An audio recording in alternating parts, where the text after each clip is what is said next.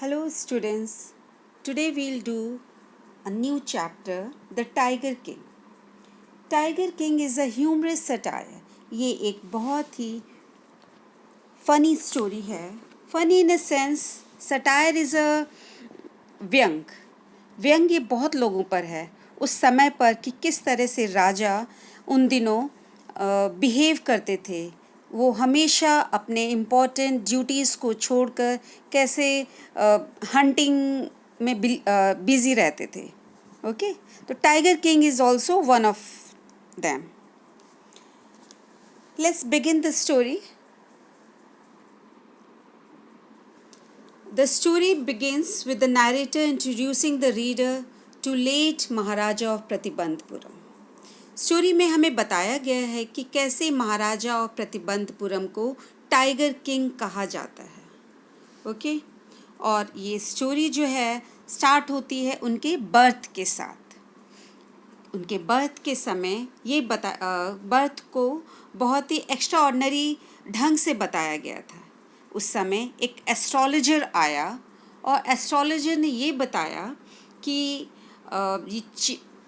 वो chief astrologer था कि कैसे ये किंग जो टाइगर किंग है he would grow up to become a hero, a warrior, a mighty warrior, but he will die. कि ये एक बहुत ही बड़े योद्धा होंगे राजा और फाइनली लेकिन एक दिन मर जाएंगे. सभी लोग बहुत एस्टॉनिश्ड रह जाते हैं कि ये क्या बोला एस्ट्रोलॉजर ने.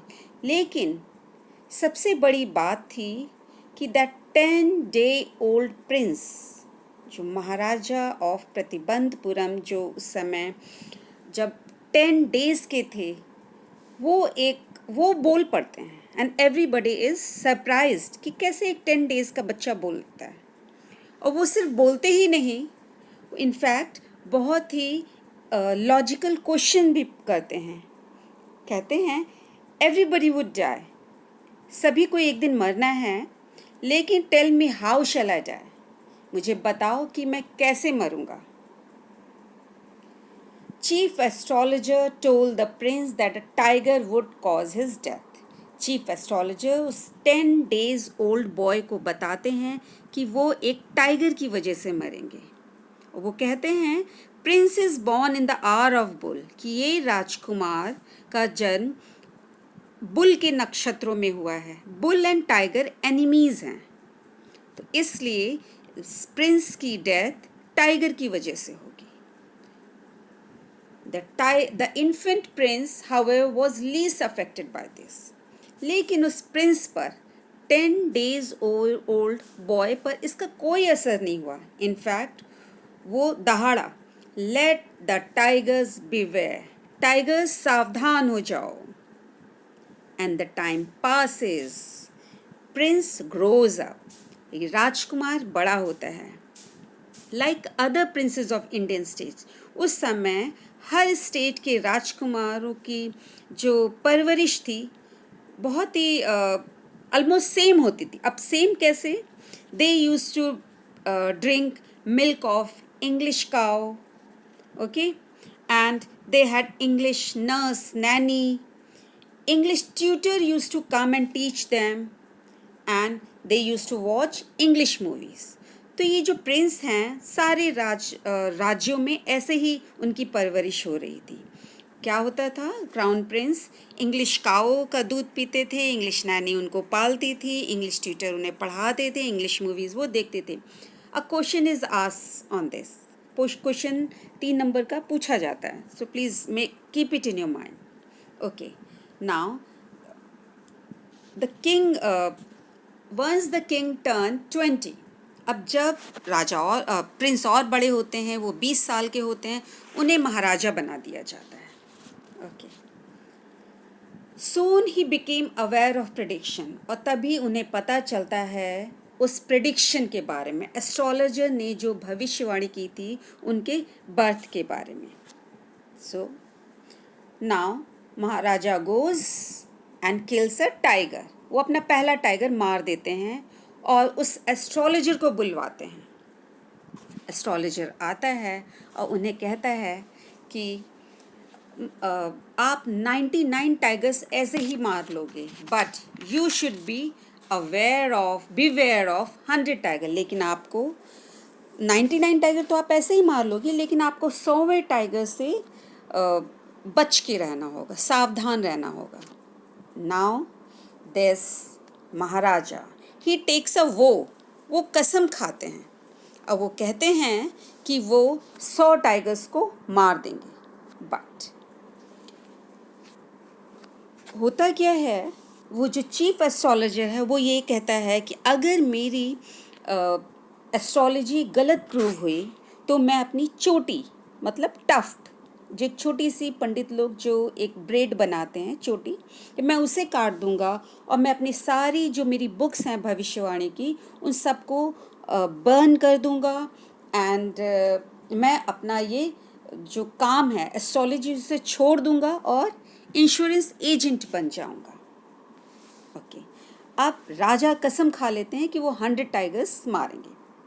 वो टाइगर हंटिंग शुरू कर देते हैं, लेकिन उससे पहले वो एक प्रोक्लेमेशन, एक घोषणा करते हैं प्रतिबंधपुरम में कि कोई भी यहाँ पर टाइगर हंटिंग नहीं करेगा, बट महाराजा, मतलब महाराजा के बजाय के अलावा कोई भी यहाँ पर टाइगर हंटिंग नहीं करेगा। दिस वॉज प्रोक्लेमेशन, मतलब घोषणा।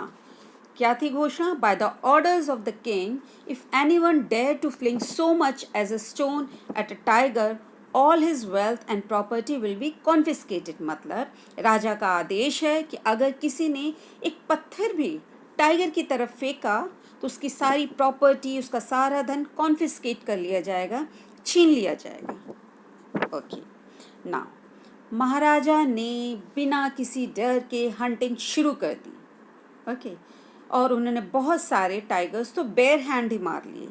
He was a very brave king. Okay, उन्होंने बहुत सारे टाइगर्स मारे, but and during this period he neglect all his kingly duties. जितनी भी उनकी ड्यूटीज़ थी वो सब उन्होंने इग्नोर की, और उनका सिर्फ एक ही ऑब्सेशन था कि टू प्रूव एस्ट्रोलॉजर रॉन्ग, कि अपने एस्ट्रोलॉजर को, जो भविष्यवाणी की थी उस एस्ट्रोलॉजर ने, उसको गलत प्रूव करना।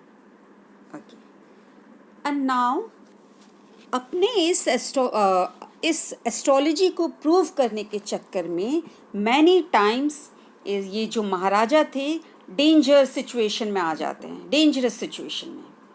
एक बार क्या होता है, British officer comes to his state और वो एक टाइगर को मारना चाहता है। वो बहुत ही हाई रैंकिंग ब्रिटिश ऑफिसर होता है। ओके, बट महाराजा उन्हें परमिशन नहीं देते टाइगर को किल करने के लिए, हंटिंग का, टाइगर हंटिंग का उन्हें परमिशन नहीं देते।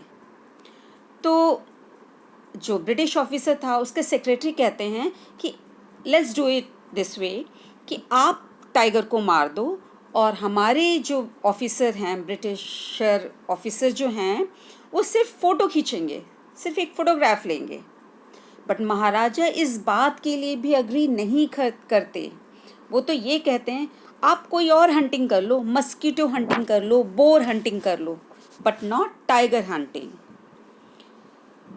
Now maharaja was in danger of losing his throne. अब इस तरीके से महाराजा का जो गद्दी है, उनका जो स्टेट है, वो अब खो सकता था। क्यों? क्योंकि अगर ब्रिटिशर नाराज हो जाता तो इनका सारा स्टेट ले लेता। महाराजा को ये बात पता थी। अब वो ये सोचते हैं कि what to do to save his kingdom, कि अपने किंगडम को बचाने के लिए क्या करें। वो दीवान को बुलाते हैं और इमीडिएटली कलकत्ता से बहुत सारी एक डायमंड रिंग्स मंगवाते हैं। एक telegram British company of jewellers in Calcutta भेजा जाता है, और वहाँ से डायमंड रिंग्स के सैंपल्स मांगे जाते हैं। तो 50 डायमंड रिंग्स आते हैं। राजा sends all those to British officer's wife, and he hopes that she would choose one or two। मतलब कि ब्रिटिशर की जो वाइफ है वो एक दो चूज़ कर लेगी और बाकी सारे वापस कर देगी। But what happen, she keeps all the rings and thank the king for the gift. वो राजा को 3 लाख का बिल पे करना पड़ता है, और सारी जो रिंग्स हैं वो कौन रख लेता है? ब्रिटिशर की wife. Finally, a gift worth 3 lakh rupees was accepted and it saved the throne. Okay?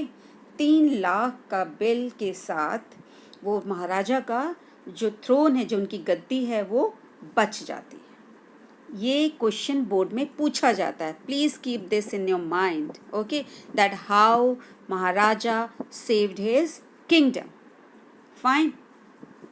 ना 10 years ऐसे ही बीत गए। महाराजा हैड किल्ड 70 टाइगर्स। महाराजा ने 70 टाइगर्स मार लिए 10 सालों में। अब वो और नहीं मार पाते। ही could not kill more because entire tiger population of his region had vanished. कि सारे टाइगर्स मारे जा चुके थे। अब राजा के पास कोई भी टाइगर नहीं था मारने के लिए। To continue his mission he married princess. अब दीवान से कहकर उन्होंने कहा कि एक रॉयल फैमिली से एक ऐसी प्रिंसेस को ढूंढो जिसके स्टेट में मैक्सिमम पॉपुलेशन ऑफ टाइगर हो, जिसके स्टेट में सबसे ज़्यादा टाइगर हो। ओके, ऐसी एक प्रिंसेस ढूंढी गई और महाराजा मैरिड द प्रिंसेस। अब हर बार every time he visited his father in law, जब भी वो अपने फादर इन लॉ के पास जाते थे वो 5-6 टाइगर्स को शूट कर देते थे। तो इस तरीके से maharaja manage to kill 99 tigers. Now again it was difficult to locate one single tiger. राजा को तो 100 टाइगर्स मारने थे और वो मिलता ही नहीं। एक महाराजा को एक टाइगर अगर और मार लेते तो उनका 100 कंप्लीट हो जाता, but he could not find it. Now he became gloomy and temperament. अब उनको बहुत उदास भी हो रहे थे, उन्हें गुस्सा भी आ रहा था। अब दीवान बहुत ही ज़्यादा परेशान हो रहा था कि महाराजा कुछ भी कर सकते हैं, क्योंकि महाराजा ने टैक्स भी गुस्से में बढ़ा दिया था उस एरिया में। तो नाउ दीवान थिंक्स कुछ तो करना है, तो ही गोज़ टू मद्रास और वहाँ के एक पार्क से वो एक टाइगर लेके आता है। Okay, he had an elderly tiger had been smuggled in from Madras zoo. वो मद्रास के जू से एक एल्डरली टाइगर, एक बूढ़ा टाइगर लेके आता है। Maharaja found the tiger and was overjoyed. अब महाराजा को पता चलता है उस टाइगर के बारे में, वो तो बहुत खुश हो जाते हैं। वो जाते हैं, जब जैसे ही टाइगर उनके सामने आता है, he takes the aim and he shoots. He took aim and shot it. तो इस तरीके से महाराजा ने 100वां टाइगर मार दिया। His joy knew no bounds. अब महाराजा की खुशी का तो कोई ठिकाना ही नहीं था, बिकॉज उन्होंने सोचा कि उन्होंने अपनी डेस्टिनी को जीत लिया है। He ordered the dead beast to be brought to the town for procession. उन्होंने फिर ऑर्डर दिया कि इस मरे हुए टाइगर को स्टेट में लेके आओ, बहुत बड़े समारोह के साथ लेके आओ। वंस द अब जैसे ये बात बोल करके महाराजा चले जाते हैं, the hunters with the Maharaja realise that beast was not dead. जो उनके बाकी हंटर्स जो उनके साथ मिनिस्टर्स गए थे, वो जब उस टाइगर के पास पहुंचते, they see the tiger is still alive. It means maharaja had missed his mark. Maharaja ने अपने उस मार्क को मिस कर दिया था। An animal fainted. टाइगर उस बुलेट की आवाज़ से, जो बुलेट थी उसके पास से गुजरी और उसके शॉक से वो जो टाइगर था वो फेंट हो गया। One of the hunters then shot the tiger. तो ऑब्वियसली महाराजा नाराज़ ना हो जाएं, तो इसलिए उन हंटर्स में से एक ने टाइगर को शूट कर दिया। जैसा कि महाराज चाहते थे, तो अब इस टाइगर को सिटी लाया गया, महाराजा के स्टेट में लाया गया। महाराजा नाउ कंटेंट। अब महाराजा बहुत ही सेटिस्फाइड थे that he thought that he had killed 100 tigers. And now he started paying attention to his family. because all these years he had just avoided and ignored his family too. It was the occasion of his son's birthday. Okay, the king he wanted a gift for his son. He hunted for he found a wooden tiger. It was his son's third birthday and he decided to buy a wooden tiger. He saw it in a toy shop. उन्हें ये एक ideal gift लगा अपने बेटे के लिए. He bought it. And when Maharaja and his son were playing with the wooden tiger, जब महाराजा अपने बेटे के साथ उस wooden tiger पर खेल रहे थे, a tiny piece of wood pierced the Maharaja's hand. वो जो टॉय था, it was not made by a skilled person. एक कुशल पर्सन ने उस टॉय को नहीं बनाया था. उस लकड़ी के टाइगर में एक स्लीवर था. स्लीवर SLIVER, not silver.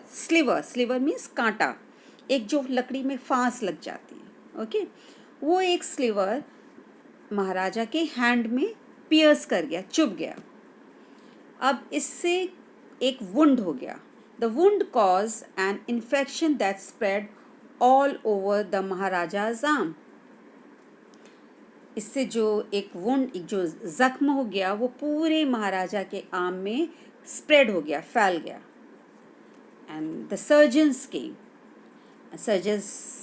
Came and they operated the Maharaja, but it was all in when. ये सब वेस्ट हो गया. महाराजा की डेथ हो गई.